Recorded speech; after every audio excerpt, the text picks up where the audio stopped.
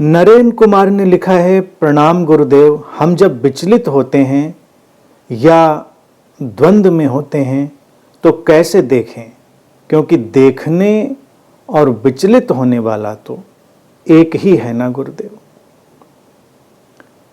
बहुत महत्वपूर्ण बात नरेंद्र ने पूछी है। वही मन जो विचलित हुआ है, वही मन जो द्वंद्व में गया है, वही मन जब उस विचलन और द्वंद्व को देखने की कोशिश करता है तो क्या समाधान निकलेगा? क्या देखने वाला और ये विचलित होने वाला, द्वंद्व में जाने वाला अलग है या एक है? तो ये विभाजन क्यों? प्रश्न के आधार में यही बात है। मूल बात देखो ये है नरेंद्र कि एक ही है, एक ही है, लेकिन एक ही का विस्तार है और एक ही की पॉसिबिलिटी भी है। जैसे एक ही शरीर बीमार पड़ता है और एक ही शरीर स्वस्थ होने का प्रयास भी करता है। शरीर तो दो नहीं होते, ऐसे ही मन भी दो नहीं होते। हमारा जो मन है वही अलग अलग रूपों में अपना काम करता है।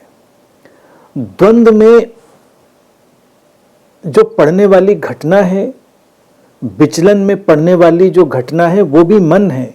ये एक्सपेंशन ऑफ माइंड है। और उस विचलन और द्वंद्व, उस डिविएशन और कॉन्फ्लिक्ट का जो समाधान निकालेगी वो भी घटना मन की ही है। मन के ही एक अन्य तल की संभावना है।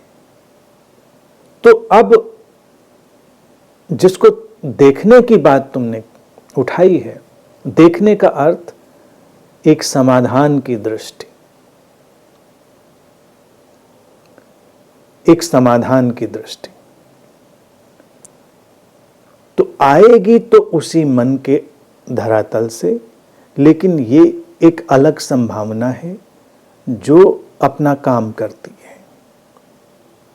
हमारे पास उपकरण कुछ करने के देखिए दो ही हैं, ये शरीर और मन।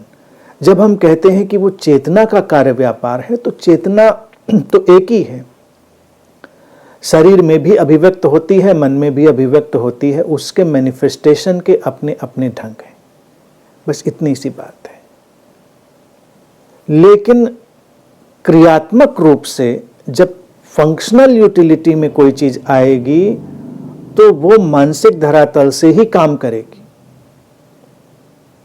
फंक्शनल यूटिलिटी में जो क्रियात्मक उपयोगिता है, तो इसीलिए ये सारा विस्तार है। इस अब द्वंद्व को जो समाधान में देता है मन, इस बात को समझने के द्वंद्व में नहीं पड़ी। अक्सर लोग ये स्प्लिट, ये एक जो खाई है वो अपने अंदर पैदा कर लेते हैं, जैसे उनके अंदर कुछ और है जो देखता है, कुछ और है जो इन क्रियाओं में उलझता है या परेशानियों में उलझता है, कुछ और है।